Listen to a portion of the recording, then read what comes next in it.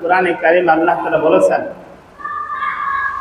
যে ইয়া আইয়ুহাল্লাযীনা আমানু ইন জাআকুম ফাসিকুম বিনাবাইন ফাতাবায়ানু।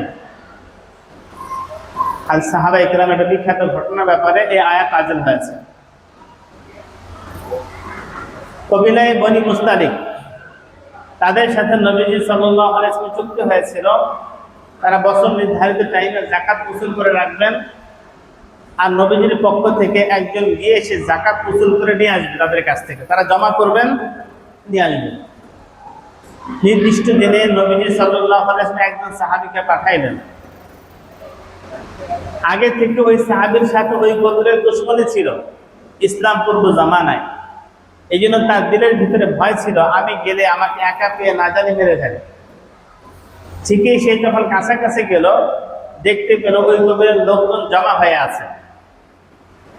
ওই গোত্রের লোকজন জমা এই জন্য হয়েছিল যে নবীজির দুধ আসবে, আমরা যাকাত তুলে দেব, এই জন্য তারা জমা হয়েছে।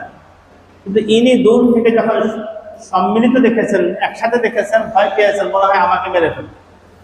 তিনি ওই মাঝপথ থেকে দূর থেকে দেখেই ফিরে এসেছেন, কাছে আর যান নাই।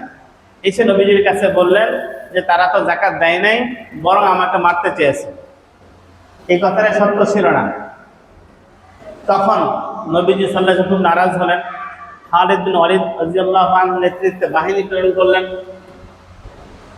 ওই কবিলার লোকজন তখন দেখলো নবীজির দূত আসছে না, তখন তারা সবাই মিলে মদিনার উদ্দেশ্যে রওনা হলেন। যাই নবীজির কাছে কেন লোক পাঠালেন না, নারাজ হয়েছেন কিনা।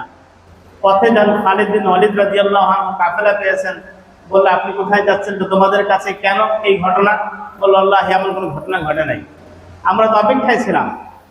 আল্লাহ তাআলা কোরআনে আয়াত নাযিল করে নবীজিকে এবং গোটা মুমিনকে বললেন, ইয়া আইয়ুহাল্লাযীনা আমানু, হে ঈমানওয়ালারা, ইন জাআকুম ফাসিকুম বিনাবাইন ফাতাবায়ানু, যদি তোমাদের কাছে কোনো পাপিষ্ঠ, কোনো গুনাহগার কোনো সংবাদ নিয়ে আসে, আগে যাচাই করো, আগে যাচাই করো। আন তুসিবু কওমান বিজাহালাতিন ফাতাসবিহু আলা মা ফাআলতুম নাদিমিন, তোমরা অজ্ঞতাবশত কোনো একটি জাতিকে তার ইজ্জত সম্মান নষ্ট করবে কিংবা তাদেরকে আক্রমণ করে ফেলবে, পরবর্তীতে লজ্জিত হবে।